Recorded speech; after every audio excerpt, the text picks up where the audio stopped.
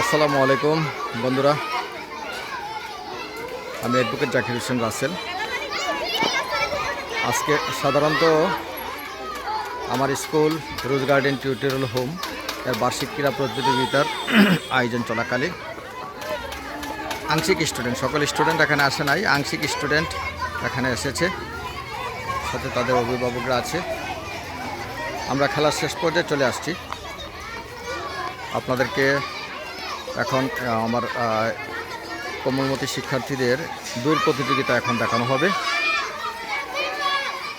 স্টুডেন্টরা বিভিন্নভাবে দাঁড়িয়ে আছে। আমরা একটু পরেই দৌড় প্রতিযোগিতা আরম্ভ করব। সে পর্যন্ত আপনারা আমাদের সাথে থাকবেন, দোয়া করবেন আমাদের কোমলমতি শিক্ষার্থীরা যেন কোনো ব্যথা না পায়, সুন্দরভাবে যেন তারা তাদের খেলা সমাপ্ত করতে পারে।